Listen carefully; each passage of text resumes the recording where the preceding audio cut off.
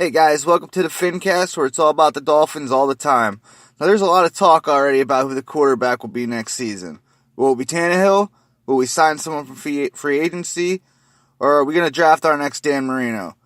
Now, there's already a lot of mixed opinions on the topic. Well, all but one. I think everyone can really agree on that Tannehill needs to go. He needs to be gone no matter what, whether it's for a third, fourth, fifth. He just needs to get the hell out of here. But that brings us to the free agency. From what I'm hearing is that a lot of Dolphins fans, they want to grab a veteran free agent and tank for Tua because the draft class is shallow this year. Now that I just don't agree with that.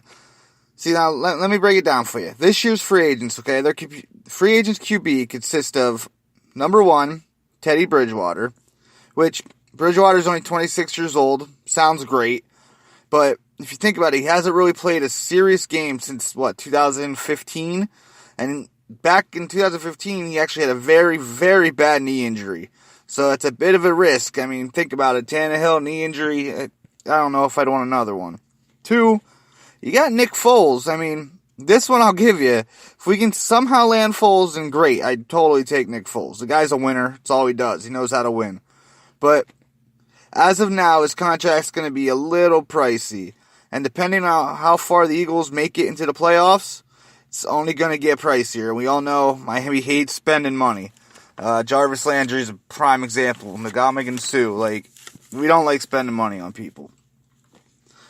3 and 4 will tie together. You got Tyrod Taylor, Ryan Fitzpatrick. I mean, honestly, I really didn't even need to mention them, but I just want to show you how bad this year's free agency is going to be for quarterbacks. So let's get on to the draft.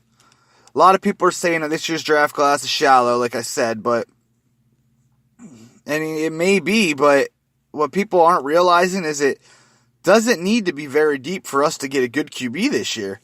We're sitting at, the number 13 pick, and out of the 12 teams picking in front of us, I think 1, possibly 2 may need a QB, and that's the Giants and the Jaguars. They're at pick 6 and 7. But say one of them pick a QB, it's pretty much guaranteed to be Dwayne Haskins from Ohio State. So he's gone, but who you got left? Next, you got Drew Lock. He's a cute quarterback from Missouri. And now, a little bit about Lock. Lock's a gunslinger. He kind of think of Jay Cutler, just better, more passionate about the game. He's got a huge arm. Last year, he threw for 3,500 yards, 28 touchdowns. Plus, he could run if he has to. He grabbed 6 rushing touchdowns also last year. Next, Daniel Jones from Duke. This kid's pretty much Peyton Manning through and through. Same size, he's 6'5", 220 pounds. He's got a huge arm on him, great accuracy. I think as a freshman, he threw for 65% of his passes, all completions. And then Ryan Finley from North Carolina State. He's actually my personal favorite. He completed 70% of his passes last year for almost 4,000 yards and 25 touchdowns. And honestly, there's still a couple more out there that could be great players. I mean, you got Will Grier, you got Clayton Thurston. It's honestly a deep draft class for quarterbacks. And nobody really realizes that. But like I said, there's 1, possibly 2 going before Miami. We can still get our guy. Then you got, I just don't like the whole tanking for somebody, because you still might not end up with that guy. And honestly, Tua did not look that great against Clemson. We've all seen that game. It was terrible. And I get it. Everybody has bad games, but I just don't think it's a risk you take when there's that many good players still on the board. But I really do think this is the year to draft our QB. There's a lot of talent out there. We're in the perfect place to grab one this year. Why not just pull the trigger? You need one anyway. What's the worst that can happen? I mean, signing a vet is meant to be a quick fix. You go sign a Foles or sign Tyrod Taylor, whoever out there. But if you sign one, it's meant to be a quick fix. And, you got to face it, guys. We're far from a quick fix to help this team.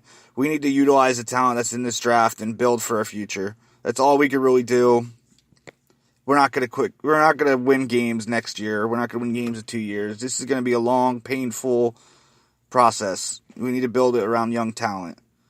But anyway, thanks for listening, guys. This is FinCast, where it's all about the Dolphins all the time. Make sure you hit that like button and follow me. And once again, fins up.